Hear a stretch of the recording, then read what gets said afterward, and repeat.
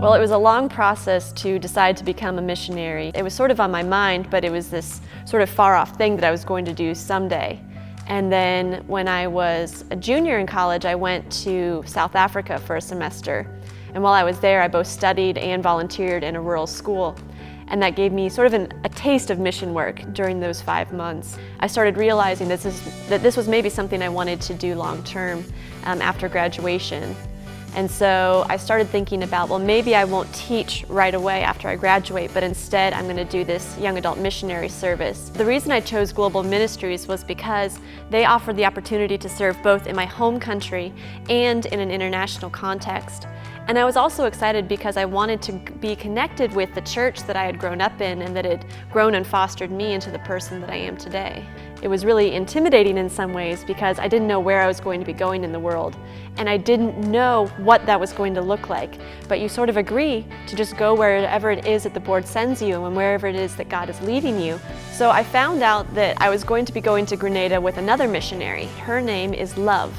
And Love is from the Philippines. I actually looked at the application and it said Grenada, and I said, is that a country? And so I had to do some research online, and pretty much all that I could find out either had to do with Grenada as a cruise ship destination or with Grenada as reference to the Reagan invasion in 1983. I found out it was a beautiful place. It's in a great part of the world. It's English speaking, which was really easy for me. And so Love and I decided to attend the Guave Methodist Church so that we could continue with our Methodist connections.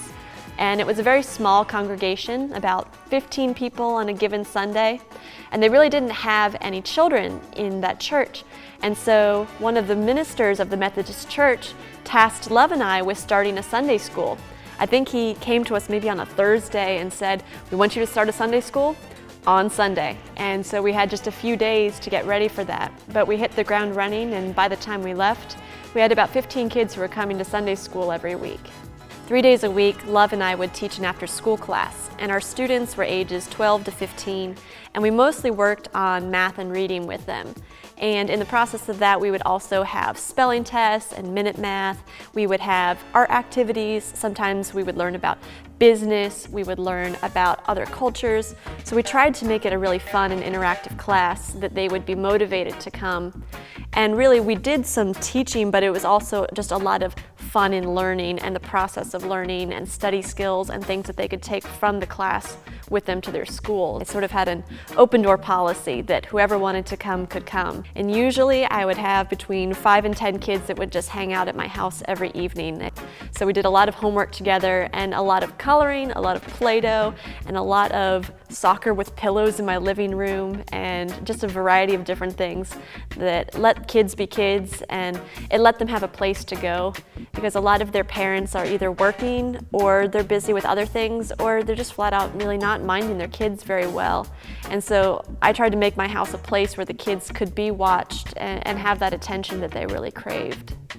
I think that I have a new perspective on what mission can actually be, because even though I was sent abroad to work for this agency and we had all these big ideas about this work I was going to be doing, it ended up really just being serving and loving on the people that are right there in front of you. And that's where my mission work came into play. And I realized that that's something you can do no matter where you are.